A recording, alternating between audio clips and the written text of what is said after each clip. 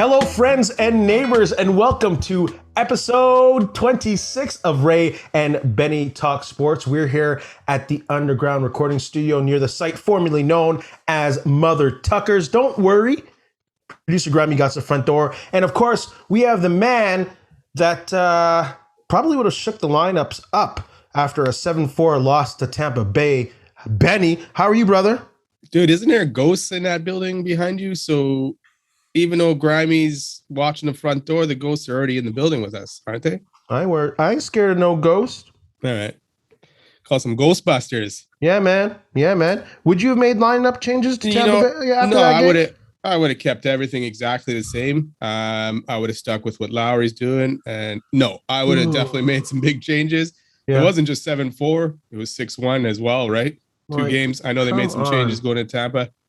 Yeah, but they're playing the Rangers with these same lines that they just got smashed with in Tampa Bay, aren't they? Yeah, they're actually losing 1-0 tonight. Oh, goodness. But yeah, Dave Lowry had to get Big Stan back in the lineup, so that was his move. All that optimism and fun last week, and here we are. 2 big losses. We're going to talk about those 2 big losses and other stuff going on in Jets Nation in a second. We also got some other NHL stuff to talk about. We have some NFL chatter leading into the draft. And of course, we got some NBA playoff action from Ray and Benny. And a little bit of CFL too. There's a little bit of hubbub going on social media and such with the CFL. And training camp's coming. Trading camp is coming. And apparently some American players are upset at what Canadian players make. Yeah, I saw that on Twitter there. James Wilder. We're going to talk about that.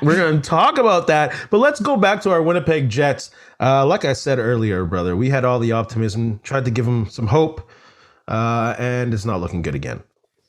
No, well, we gave him that chance. That was our optimism, was that tiny little chance, right? And that still exists, apparently. Yeah, well, it's still alive until they lose again and Dallas wins or something like that. So yeah, it's still there. Yeah, it was a disaster last week. Like, I didn't expect them to go into the Sunshine State and win those games, but I didn't expect them to get blown out 6-1 and then 7-4 in a game where they had 1 goal lead. They had 2 goal leads against Tampa, and Tampa that was the class of the NHL right there to me. Florida and then Tampa the next night, showing the Jets how far they are from competing in this league. It's ridiculous. And I really can't put it on the roster. I really can't put it on the fact that we don't have enough talent, because I think we do have enough talent on this roster. And there obviously are going to be some changes because you can't stick with this team going in next year. But how disappointing. And have Hellebuck pulled twice. Not his fault. Not his fault in my mind. That's the thing. You look at it and go, okay, the defenses that we had in the last couple seasons, they weren't the greatest. They had some weaker guys. Yeah. Chevy went out and made these trades. You're thinking that D should be better than last year, right? Or the team D altogether. And it's been just as much a disaster this year as it was last year. Absolutely. So to me, again, that goes back to coaches, man. Charlie Huddy's been here coaching at D for 11 years. Yeah. And we've been one of the teams that has relied on their goalie a lot to save them. Mm-hmm. Right. Even in that 2017-18 season, Hellebuck was a big reason why they got to where they did. Yeah. Well, they're not clearing the net and they're giving up shots in the slot. That's a recipe for disaster. And you can't put it all on just the defense. The forwards aren't coming back. Like, there was a goal where PLD was supposed to cover the guy going in. He looked over his shoulder 1 second, then the guy's right by him, and it's a goal. Like, we can't put it all on the defensive unit. They can't score goals. They can't score goals. Over 30 times this year, they've scored 2 goals or less. Like, disaster all around, brother. When I say defense, I totally mean team defense. I don't blame those 6 guys. Yeah.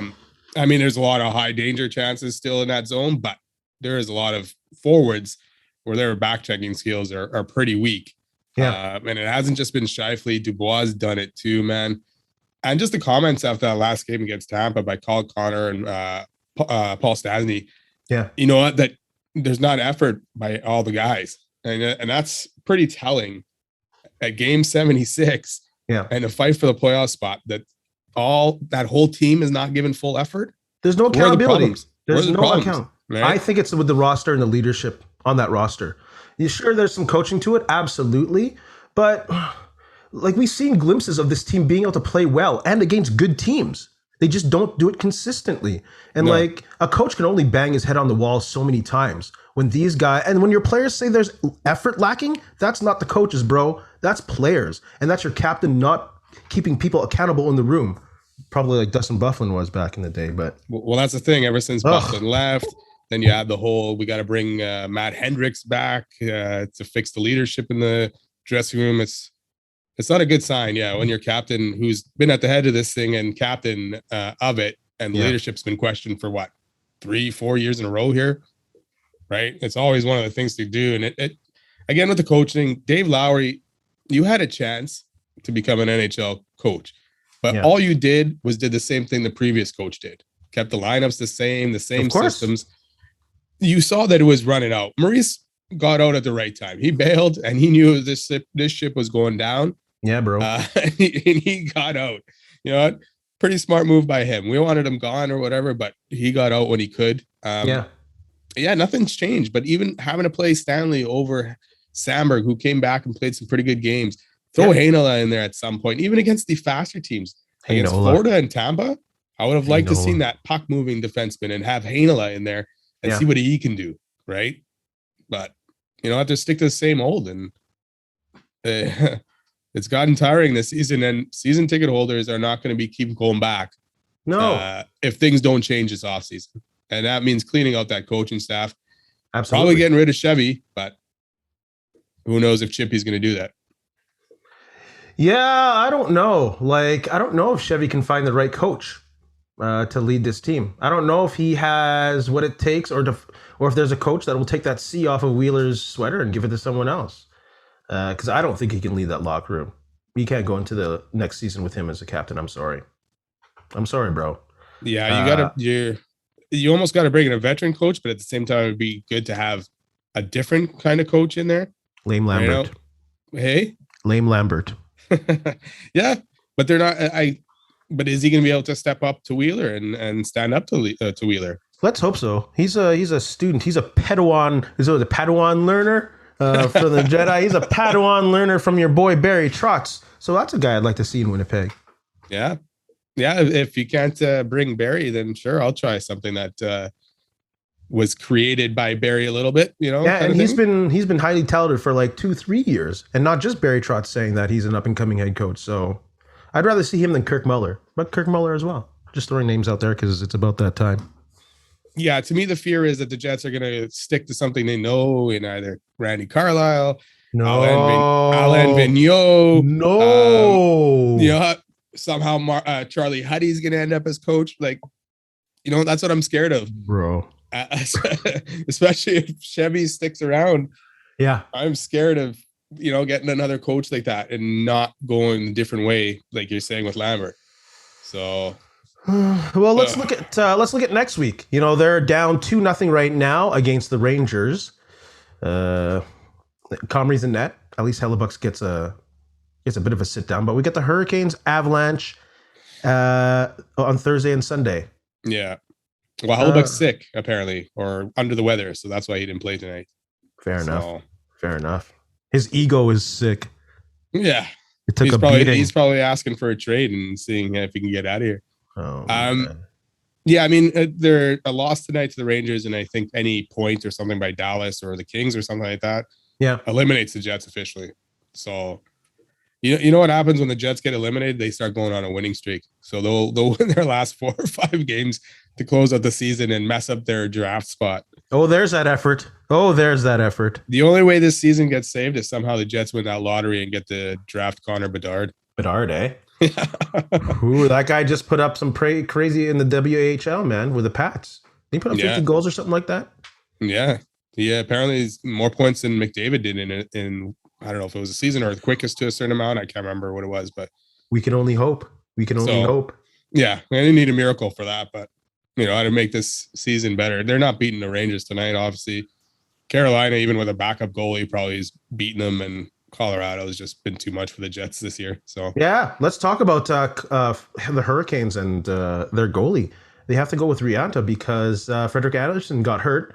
MRI came back negative, which is a good thing. So they're hoping he's back in the playoffs, but he's kind of like on a week wait and see what happens.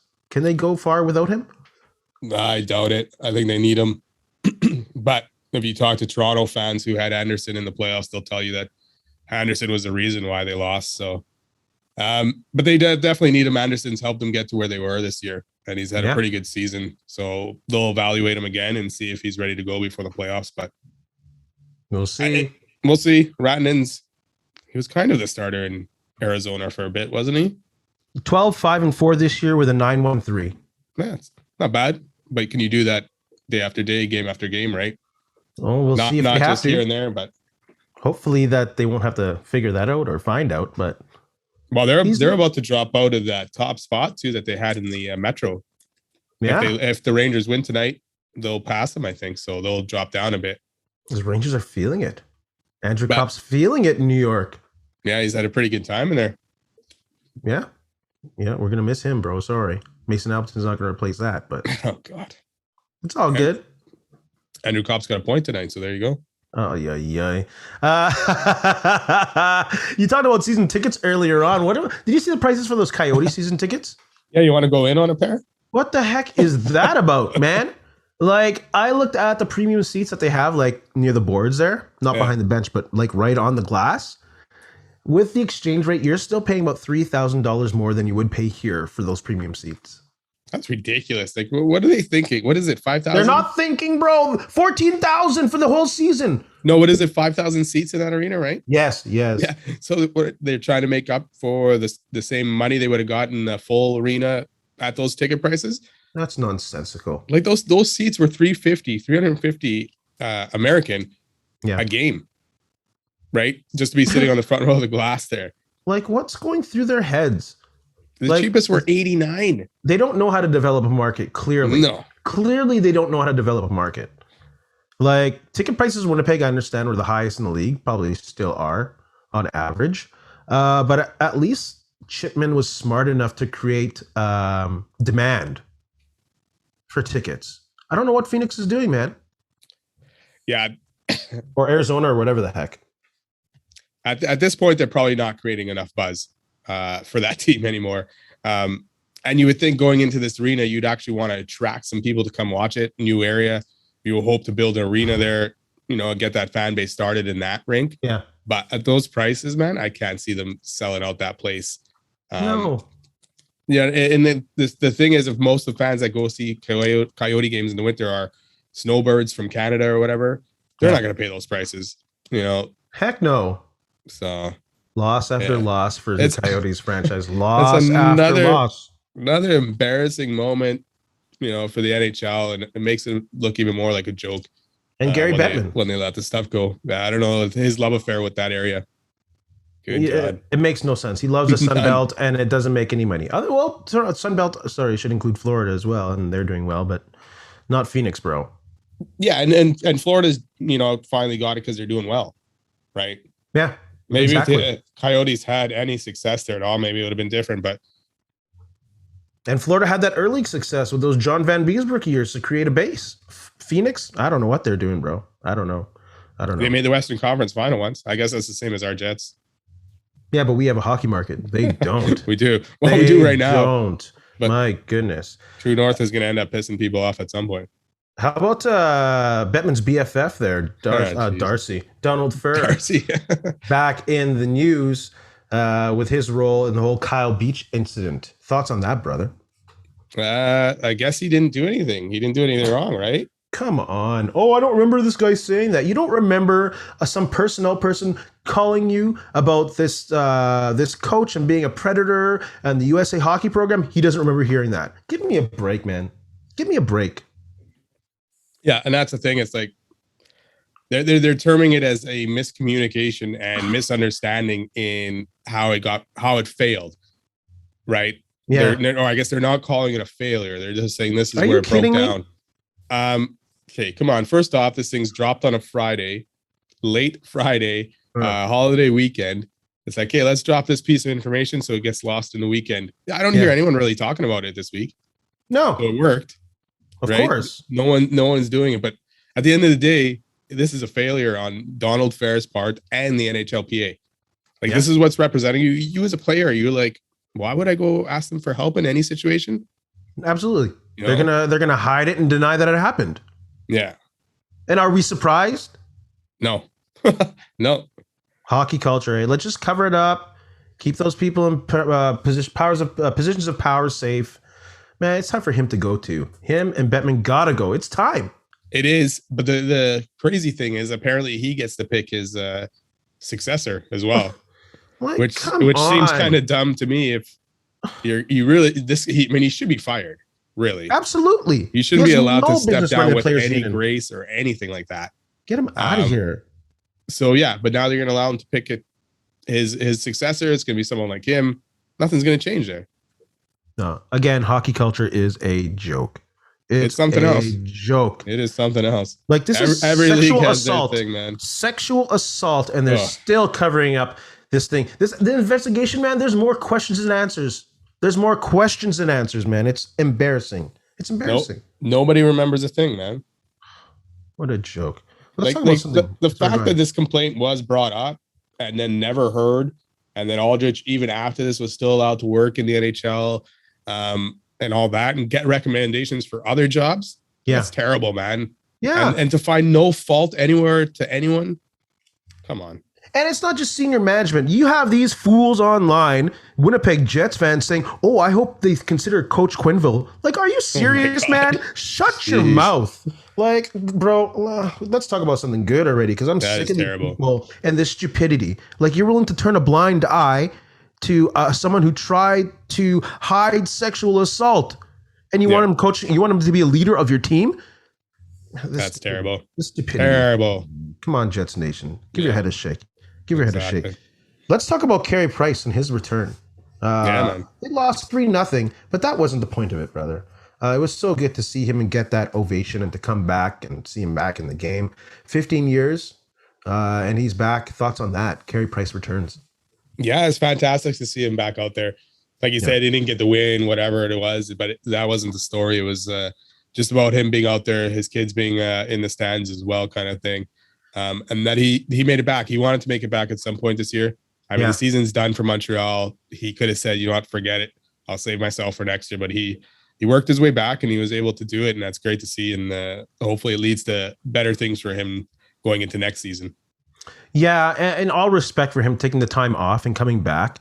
And I don't want to sound negative and all. Love to see him back. But after a 15-year career and, you know, having put himself in the player help program for substance abuse, do you think it's time maybe that he step away from the game? It seems like that Game 5 loss to the Lightning still weighs heavy on him. Do you think it might be best for him to step away? The recovery, the rehabilitation took longer than expected. I don't know, bro. I don't know if he should keep going. What are your thoughts on that? I think it'd be hard for him to stop at this point. He probably wants to see if he can continue on and still do it. Yeah. At least in my head, that's what I would think if I was coming back. But at the same time, you know, if the stress is the thing that gets you into this situation and you can't get past certain situations of stress, then it's probably best for him to, you know what, go enjoy the rest of your life, stress-free, not at the expectations of having to carry this team.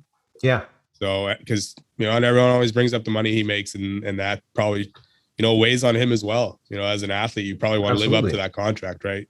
So yeah. And this is not me talking like I know the ins and out of it. Come on, please. I have no idea what he's going through personally, exactly through his life. This is just from a concerned fan. He's played such a great career. Did he win the Hart one year? Yeah. He's had an amazing career, Hall of Fame worthy career. I'm just, you know, and I know you want to get that ring, but just out of a concerned fan, it might be time to step away. Just a thought. Got to reevaluate it and probably look at it. Yeah. Maybe he'll look at it this offseason. Maybe this is it. He had to just wanted to get back in the game and then he'll step away. We'll see. Saying he can come back, but now he's going to focus on himself. Yeah. Yeah, we'll see. It'll be interesting to see. I think, talking about Montreal just quickly, I think they're going to stick with Martin St. Louis, bro. Yeah, I think so too. He's done all right. They'll probably see what they got in him for at least another season. Yeah, from what he got from Caulfield alone this year, I think they're going to bring him back. Yeah, I don't know. Like we watched Caulfield last year in the playoffs, and you're like, "Hey, this guy's ready for the NHL." It's like, how bad of a coach do you have to be in Ducharme to mess up this kid's trajectory or the way he's going? You know, like And then that's the thing, and that's what scares me sometimes with Maurice, with some of these younger guys. He was kind of slow on some of these guys. Even if they came in and had some success, he would still go, okay, you're not ready yet. And that's what Ducharme almost did with Caulfield. And, luckily Montreal was smart enough. Hey, let's fire our coach. Brought in someone who's a little bit more offensively progressive. And so far it's worked out. Yeah, and I think specifically they brought in a coach whose style of play resembled very much Caulfield. I don't know if they did that on purpose, but they talked to a guy who actually, like, they showed this crazy clip of him faking St. Louis faking a shot on the power play and then coming in and shooting it, and then Caulfield did the same move that he taught him in practice. And it's those little things that really helped his game. And great choice. So I hope he sticks around. I hope he does well. I've always liked Martin St. Louis as a little player. He's always been the little bit of the underdog, right? Yeah, and little player not as a shot. It's just that he had so much determination and grit to play that game. Like Paul Kariya, a small player, but just played hard. Yeah. Let's do a little segment where we look at the top lineups from 2000 to 2009, the decade of 2000 to 2009. Who would be your starting lineups for the first decade of the 2000s? Brother, I'll let you start off. You want to start off with goalie? Yes. Who you got for goalie? And I had to go with Martin Brodeur. Yeah, you have to not. Was there any other questions? I was looking at other guys in that era. Luongo was up there too, but no one topped. I think he was, I forgot. I thought I wrote it down, but almost 100 wins more, I think. That's crazy. And then the second guy in there. So 4 Vezinas. Yes, those Vezinas are great. And 2 repeats, 2 back-to-back Vezinas. And of course a cup. So you won just the one in the 2000s? Yes, sir. Yeah, and a couple in the 90s, right? Yeah, that's hard to beat. Yeah. So I agree with you there. I took Martin Brodeur as well. How about defense? Who you got on D? I went with one of them. I'll give you one. I'll let you do the other one. Sergei Gonchar. Wow, that one caught me off guard. Dude was up there in points, man. He had a pretty good decade. I think he was right behind Lindstrom points-wise. Yeah. I know there was probably some more solid defensemen, actual defensemen, but I had to go with the offensive defenseman on this one. Okay. So Lindstrom, your other one, is what you said? Yeah, pretty much. How could he not be? There's my defensive defenseman, but he's still pretty offensive too. But like Lindstrom dominant, 6 Norris trophies. That's insane. Yeah, that's insane. Almost all of them in a row. I think 6 out of the first 7 years of the decade he won the Norris. That's ridiculous. My other defenseman is Chris Pronger. Oh yeah. He won the Norris to start that decade, and he was just such a force on the ice, bro. Yeah. Just the size and the speed and the shot and the meanness. I really hated him as an adversary. Yeah. But the intimidation. I never liked him until he showed up in Philadelphia. Of course. That guy he got that team so close to a Stanley Cup. It's crazy. Yeah, on his shoulders. He just dragged that team. He is amazing. Yeah. He was amazing, but he was a bit of a dink, but still amazing. Well, I mean, his time in Edmonton ended it ended pretty badly, right? Yeah. So, but it's funny because he went to a cup final with Edmonton too in 2006, right? Yeah. Then he won it with Anaheim, right? And it's too bad that his career ended early. Yeah, that stick to the eye or head or whatever it was. Man. Yeah, I messed him up pretty bad. Oh yeah. Like is he Hall of Famer yet? He's a Hall of Famer. He got it a few years ago. Dominant. A dominant force. Well, he might only retired a couple seasons ago because he had a pretty decent contract. Yeah. And then got traded to the Coyotes, right? Good on him, man. Get your money. Get your money. It's like, what's his name in baseball? Bobby Bonilla for the Mets. He gets like $1 million for like 29 years or something like that. Still. Yeah. Is Rick DiPietro still getting paid? Oh gosh, from the Islanders? Yeah. Wow, Rick DiPietro. Who do you got on left wing, brother? He's not going to make the team. Rick DiPietro's not making the team. Who do you got on left wing, bro? Good old Alex Ovechkin. Yeah. Man, that shot, the goal scoring, you can't top that in that decade, and not for a long time though. That goal scoring, man, he's been the man for a while. Size, speed, 2 hearts, an Art Ross. Like, come on, like the best goal scorer probably that we've ever seen. It's crazy that he's still going, man. That we're talking about the 2000s decade here, right? Yeah, we're in 2022, and he's still scoring like crazy. Did he hit 50 yet? He hit 50, right? Nah, I don't think so yet. It's getting there. Yeah. He will. He will. Who do you got on the other wing, brother? On the right side. I went with the Ottawa Senator, Daniel Alfredson. Yeah, solid man. He's a solid player. Too bad he never ended up getting that cup. Ottawa had their chance. They had some pretty good teams. They did, and they finally got to the Stanley Cup final. Yeah, and then couldn't beat Anaheim. Who's their goalie? Ray Emery. Yes, that's right. The boxing Ray Emery. I had to take Jerome McGinley on that second wing because I think he was like second in scoring in the decade. Yeah, and he was just such a great all-round player and a great leader as a captain. So I took Jerome McGinley as right wing. Who do you got as center, bro? I had to go with a guy that probably only played half the decade, I guess. Sidney Crosby, man. His points per game and the amount of games that he's played was the highest of the decade. And that, so I had to go with him, even though there was more guys that played longer or had more points. Crosby smashed onto the scene, man, and he had some wicked first few seasons. It's hard to go against Crosby. He's came on like a flash, but I'll go with the old man, Joe Thornton. Still trying to find that ring.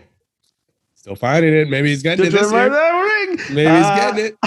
2000 to 2009, he had 823 points, 99 more points than McGinley, who was second place in the decade.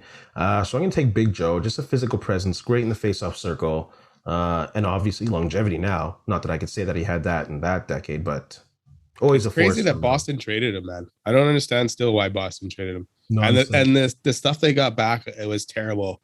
Was Cam Neely the GM for that? No. Okay. I don't maybe. Yeah? He might have been. Could have been. Oh boy. Yeah, it was a terrible trade, man. Good lineups. Let's move on to the NBA playoffs quickly. We made some predictions last week and they're looking kind of okay. All right. I don't know. I picked the Spurs. They didn't even make it. So no, bro, the Spurs are done. So that game ain't playing. But let's start with the West. Phoenix is leading 1-0. I don't think there's going to be any issues there against the Pelicans, bro. No, not at all. They beat them pretty handily in game one, right? So they smashed them to the ground, man. They're just too good. Yeah. And Chris Paul had like 19 points in the fourth quarter. Get out of here, bro. Yeah, it looks like even the Warriors, Golden State's running through Denver too. So 2-0. You're gonna have probably two quick series there. Done. Yeah, Steph Curry. I guess the good one in the West would be Dallas, Utah. Yeah. Yeah, well, 1-1 right now. 1-1. So. Yeah. Did Curry get hurt? Did he get hurt? If he did, I thought I saw something quickly, but if he did, then that could change that series a little bit. That's not good. That's not good at all. I saw him walking off the court and saying hi to his kids, and he looked okay. I don't know if he's seriously injured. Talking about series that don't look good, those Raptors that I took in the East. Yeah. The first game they looked okay, but then they got a couple of injuries. Scotty Barnes didn't play that second game, and they got whooped. Yeah, it's not looking good, and especially with Barnes getting hurt, down 2-0. So no, that's not a good thing, brother. They get back to Toronto. Hopefully they can take game 3. Yeah, they still got Nick Nurse, that coach. And if they can lock him down on defense, who knows? And they need Pascal Siakam to wake up. They need some big minutes out of that dude. For sure. And the other series, I think Milwaukee is going to take that one against Chicago. That defense looks too good against Chicago, brother. And I think I'll take Miami for sure. I don't think Atlanta's going to contest that. No, yeah, I agree with that. With Miami taking out the Hawks for sure. Yeah. I'd like to see the Bulls make a series out of that, though. I think they should still be a pretty good series in that one. It will be a good series. I don't know if they have the willpower or the strength on the inside to really take over a game against Milwaukee. That Antetokounmpo brother, that guy's a freak. Not bad. He's not bad at all. But I think the series of the first round will be Boston and Brooklyn. Yeah. The ending there with Jason Tatum getting that free layup for the win. Bro, that was a good game. Yeah, it's a good matchup between those two, right? So yeah, and whenever it's a good matchup, I'm always taking the team that can play defense, and I don't think Kevin Durant has any interest in playing defense or Kyrie Irving. Yeah, well, those two are obviously gonna step up, and if they're gonna have any chance of beating Boston, Yeah, Kyrie would probably love to beat them and knock them out of there, but this clown. it's gonna be tough. Did you see this guy and his behavior with the Boston fans? No, Kyrie. Yeah. This guy's giving the fans a finger and stuff from the sideline because they're talking trash to him. At the end of the game, he told some guy to suck his thang before going into the players' locker room. I think at that level, bro, you got to have a bit of a thicker bit of skin. You would think so. But at the Right. same time, that stuff's kind of funny. Yeah, it's funny because I was watching, inside the NBA or whatever in TNT, and Shaquille was like, "Yeah, and you think of Bill Russell, guys like that who have gone through being called way worse on the court during the civil rights era, and you have this guy Kyle Irving getting all thin-skinned and talking back and getting fined $50,000 for doing that." Yeah, I can't imagine the stuff that was thrown out. 40s, even up into the 80s, man, and 90s, terrible shit. I mean, obviously it still happens, but Yeah, the amount of terrible stuff would have been Gross. crazy back then compared to now. Yeah, isn't it crazy that you can go to a game like in Europe and still people are throwing bananas at players for not It's playing terrible, well? man. Too many racists there. It's People got to crazy, clean man. that garbage up. People got to It's clean that crazy. garbage up. Let's move on to the NFL. Wide receivers and contracts. Wide receivers and contracts. That's been the story of the offseason, yeah? Yeah. Everybody wants to get paid, man. It's time for the wide receivers to get paid. Including your boy Debo. Yeah. You got to pay more him. More stuff coming out tonight from Adam Schefter saying that Debo is pretty much done with the Niners. The Niners are trying to make a deal. No way. Is he going to the Jets? Yeah. Hey, if they want to trade us a high pick for him, sure, I guess. But wow. Thoughts, 49er fan? I'd rather keep Debo. Yes. But if you're going to trade him and someone's offering you one of those high picks, I guess, if he doesn't want to sign. Yeah. But the funny thing is these guys like Debo, AJ Brown, Terry McLaurin, they haven't done it enough in the league yet consistently or more than a couple seasons. To me, they're not at the level of Adams Hill to get paid that much, right? You know, it took those guys a little bit to show that they can consistently do it year after year after year to get that money. Yeah. So yeah, definitely try and get your money, but to expect the to be the highest paid wide receivers, I don't know if that's the right move yet. No. And the market's going to bust soon. It's going to bust soon, just like it did for running backs. Yeah, it's exactly. Like you see how many of these good wide receivers are coming straight out of university, playing on those rookie contracts? Yeah. It's like if you can draft a good receiver in the second and third round, why are you going to pay $20 million? Like, and Trent Baalke just messed up the market with that Christian Kirk, man. I need a drink because my throat's getting sore, but that's your boy Trent Baalke, bro. That's your boy. Good old Trent Baalke still screwing the Niners over. But yeah, he messed up that wide receiver market hard with that Christian Kirk contract. Yeah. And it's made it tough. I don't condone his fans going after these guys though. Debo apparently is getting death threats, all this kind of stuff on social media. AJ Brown's being labeled diva. I don't know if that's by fans or by his own team or something like that. But yeah, of course they should get paid what they're worth. Them expecting to get paid more than that, they're probably a little premature. And I agree with you. This market's going to bust. It's going to be like running backs. And teams are going to try and draft guys early to be able to save that money, and not bother re-signing these guys. And I don't blame them for asking that if other receivers are getting it, because your career is short in the NFL. It's short. So you got to make as money. The amount of hits that guy's taking. Yeah, stop playing him at running back, y'all. You're going to kill him. You're going to kill him. He was good. You couldn't stop him, man. Yeah. Well, the thing is now the market's been set for the number one receiver on a team, making at least $20 million. Yeah, and if they look at ridiculous. It that way. Like Deontay Johnson on the Steelers once, 18 at least. So the market's broken, bro. Oh, it is. It's like the quarterback market though. That market's broken. $50 million a year for that position. Yeah.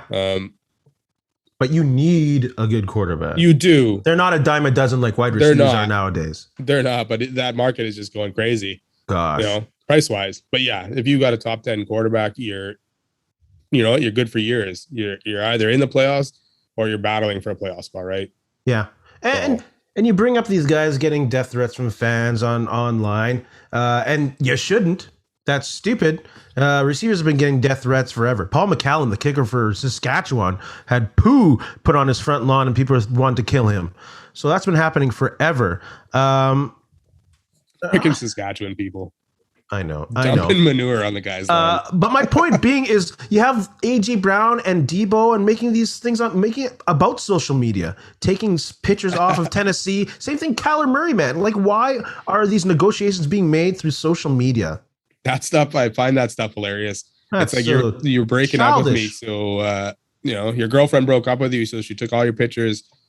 Or she's mad at you and takes all your pictures off her social media page. Like, exactly. How old are you guys? What are you doing? Is that going to affect the team going, oh no, Debo took us off Insta? No. We better go give him 30 million this year. What a joke these kids are. Come on. That stuff's hilarious, man. Come on. Same with Kyler Murray, man. Did the same thing, right? Well, that's what happens when you have fools like Antonio Brown setting the example. Oh, God. Antonio Clown. Who's going to sign him this year? We ain't talking about him. How about Kyler Murray? Forget Antonio Brown, man. How about Kyler Murray? Do you think he's going to be traded? Like, those trade rumors are starting to heat up again. I think so. I think he'll end up getting traded. To Tennessee? I don't know. Is that why Ryan Tannehill didn't show up to off-season programs? Oh, he didn't show up? No. Oh, did he post it on Twitter too? Yeah, he took Tennessee stuff off his Twitter and Instagram. Come on, yo. Come on. Relationship complicated. I don't. It's complicated. It's complicated. I don't see the Cards giving Kyler Murray what he wants. Why should they? Exactly. He hasn't shown enough yet to me. No. And he still has 2 years left on his deal, doesn't he? Because he would have had the 5-year deal, right? So, yeah, those rookie contracts, man. Show that you can do it at least for a full season and maybe at least a couple seasons in a row. Everyone feels like they were drafted number one. No matter what kind of seasons they have, they need to get paid top dollar. Like, give me a break. How does this kid feel disrespected? How does he feel disrespected, man? Yeah. Like, at least he still has a team. How about we compare it to Baker Mayfield, man? That guy's disrespected, no? Yeah. Talking on the couch with an upside down dog. Like, what's going on with that dude, man? Poor him. What was up with the dog? Just laying there dead. He's like, yo, you want to poke that thing? Make sure it's still breathing? He's like, oh, Baker, how many times are we going to go over this? Stop. I don't want to hear this anymore. I feel for him, though, man. I feel for him. Cleveland screwed him. Cleveland screwed him not once, but twice. They committed to him, and then they go in for Watson and say, no, we're committed to you. Then they went for Watson again with the guaranteed money. Like, come on, Cleveland. That's so Cleveland, man. That's hilarious. Yeah, I mean, they tried, they failed, and then I guess when Baker said Baker said he wanted to be traded right after that, right? Before Watson even deal got signed. Yeah, man. I guess Cleveland's like, hey, we got to go then. Go all in. Yeah, exactly. Oh, I don't blame him either, man. He played injured for them last year. He took some heavy hits last year. Yeah. Whether they were his fault or not, he still took some big hits. His labrum was messed up, but he kept playing. When he could have shut himself down and said, you know what, I'm done kind of for the season. But he wanted them to try and still make those playoffs, man. So then they go and do that to him. So, but I mean, what is he supposed to do at this point? He's still on the team. Either release him or make a deal and trade him sooner than later. Yeah. If I was him, I'd show up to the off-season activities, just sit there and be, hey, what's up? That franchise is just a curse, man. They the football gods do not like Cleveland. Like, they're under investigation now for this Hugh Jackson comment about throwing games. Yeah. Like, what kind of franchise is this, bro? Yeah, but Hugh Jackson was terrible. I don't think they needed to pay him to throw any games, though. Yeah, but he has a player who's backing him up on that claim. Oh, really? Yeah, there's a player who's backing him up on that claim. I'm not saying it didn't happen. I fully believe that it probably did happen, and it's probably happened more often. But and you know they're going to protect the owner, Haslam. They're going to protect him. The NFL. Indy basically tanked for luck, right? Oh, it was a slogan. Suck for luck. Suck for luck. So yeah, it's been going on for a long time. Nothing's changed. Of course, and they don't punish that. But no. You know, you gamble on like online on nonsensical stuff not to do with the game. Yeah. They kick you out for a year. You kneel, you're done.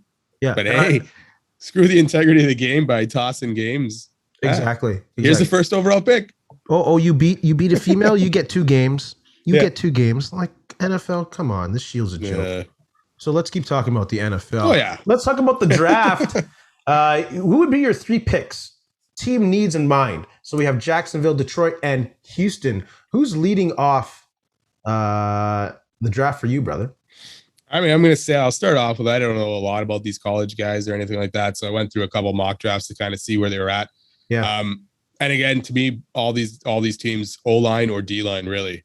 Yes. They got their quarterbacks. I know Detroit's got Goff, not the greatest thing, but there's no top quarterbacks, that you probably want to pick in the top 3 picks anyway. No. So for me, Jacksonville is probably going O-line or D-line. There's that Aiden Hutchinson, sorry, that edge rusher.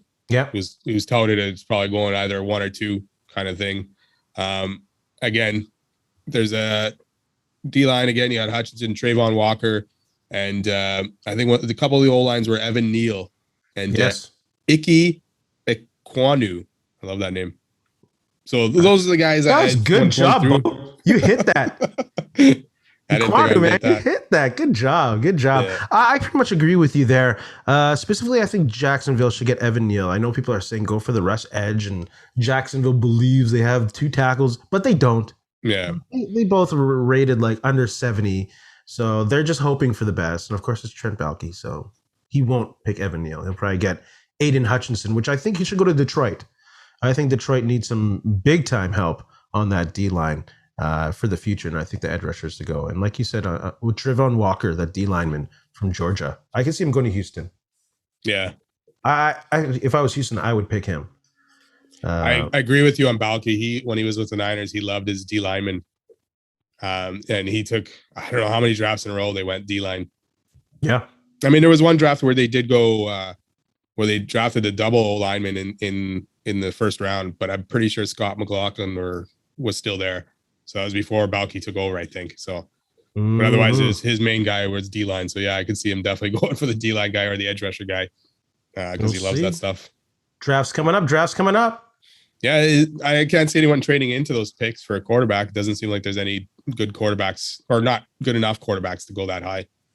No. Maybe somewhere around 8 to 10 if anyone needs a QB. I don't think so, but no, I agree with you. But we know how stupid teams get when they try to get a quarterback. Well, let's hope some drops to 20 in the Steelers. Hey, let's hope them drops. You got Trubisky. Yeah, as a Band-Aid. Remember I told you that. Not bad. Maybe he can play for 2 years. He can play for 2 years. Future. Maybe that doesn't mean you don't draft a good quarterback when one comes up. That's ridiculous, brother. Come on now. Believe in Trubs. Yeah, I do for a couple years. Let's move on to the CFL. Not much action going on, but there is debate online, especially over social media, and your boy James Wilder, running back for the Elks, talking about the ratio and Canadians being paid more than Americans, and this discussion is splitting up locker rooms. Really? Yeah, is it really splitting up the locker rooms? I doubt it. Give me a break, man. Come on. What's the point of that? Yeah. I don't know if he's trying to just bring some attention to the CFL in this offseason. For the most part, Wilder seems like he's been touting the CFL quite a bit on Twitter and that. He's been pretty active there and all that stuff. But yeah, this comment is probably, I don't know, not the best one he's made. But usually it seems like he's pushing up the CFL. And this one, he seems like he's dragging it back down. So. Yeah, and like I'm sure there are some Canadian players who might be overpaid due to their production, but the same can be said about American players, bro. Yeah. Like I can probably name 3 imports to 1 Canadian that are being overpaid for what they're doing production wise. Oh, yeah. And that's not a slam. Everyone has a contract and some people don't play up to it. Yeah. But when you're a good Canadian, bro, you're a good Canadian and you get paid prime. Yeah, man. That's why it's called the CFL. Yeah. It's like comparing diamonds to pearls. Diamonds to pearls. Pearls are beautiful and all, but diamonds are rare, bro. And that's why diamonds we pay more are forever. For them. No, that's not. What are you talking about, bro? What?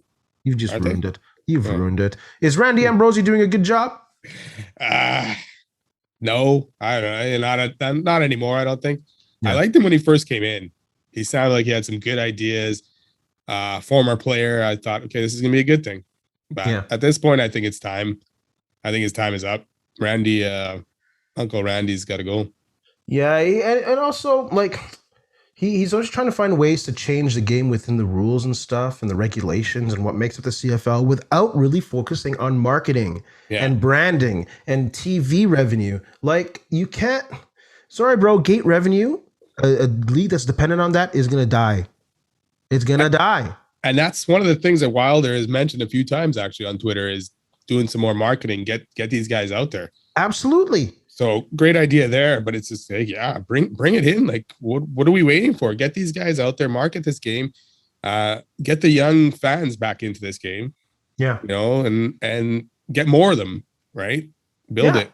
And yes, the league needs a 10th team. Yes, without a doubt that should come. But grow the league and make it stronger first. Like when you're trying to expand right out of a pandemic, man, and the league's not strong, grow the league. Grow Toronto and Vancouver. Like we've said this billions of times, man. And this fool's still talking about ratio and fourth downs. Give me a break, man. Toronto and BC have to be in good shape before I'd say that 10th team comes in the league. Yeah. Doing it before that would be pretty damn dumb. Yeah, and if Ambrosie's talking about ratio, that's kind of hypocritical. Because when he was head of the CFLPA, he was totally for the ratio and keeping the ratio. I think it was in the 90s. So this guy's being a hypocrite too, man. I'm almost done with him. Nah, man, come up with some better ideas. Hey, but in better news, Bomber news, right? We got some signings this week. We did exciting stuff. Yeah, we got the Janarian Grant is back. Yeah, the electric kick returner. Yeah, excited to see him back, and then Jalen Sanders, another wide receiver there. If he comes back from injury from was that a car accident? Yeah, that was the last one. A few years He's had ago. a few things apparently. I was reading an article about him. So if he comes back to how he was with Hamilton, with Collaros? With Collaros, yeah. Shoot, that could be a good signing. Yeah, that'll be a good signing. They've got a few guys there that hopefully can take up for losing Kenny Lawler. I'm not too worried about this wide receiver core as much as I was before. No, same thing in the CFL, man. These guys paying $200,000, $300,000 for a receiver. Yeah. You're foolish. Market everywhere is crazy for receivers. The receiver pool is deep, bro. Yeah. So good luck, Chris Jones. Good luck. You ready for that Benny Brickhead of the week, bro? Oh, I'm ready. Wow, he sounds aggressive. Who you got? Who you got for the Brickhead? Well, we got to go back to the NHL, man. The NHLPA, the investigator who came up with that report, and Donald Fehr. It's a combination Brickhead this week for all those and disappointing handling of this situation. He's giving a lot of bricks, eh? Oh God, I just raining them down. This NHL, man, NHL. Let's talk about good people. Let's give out some hot dogs. It's time for Eat That Hot Dog, brother. Who do you got for your hot dog?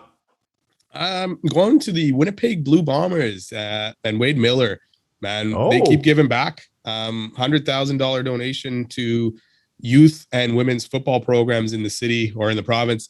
So that's big, man. That apparently includes 220 new helmets for high schools.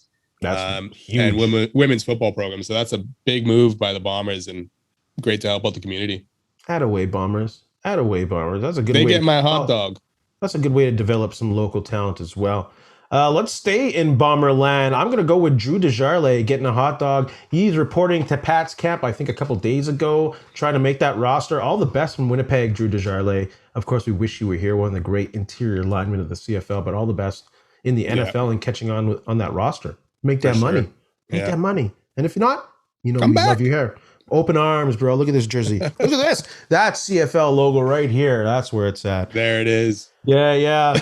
Benny, do you have anything to say to the people? I just want to say good luck to the Winnipeg Ice. They start the playoffs this weekend. It's top seed, so hopefully they can make a nice long run, bring a championship to Winnipeg. Dang, I got to get out to the game. Yeah, we should try to hit up a playoff game for sure. All right, brother. All right, we'll talk. We'll start on schedule and in. And from the words, my goodness, of Manon Rhéaume, if you preserve long enough, if you do the right things long enough, the right things will happen. Be safe, be kind, help each other out.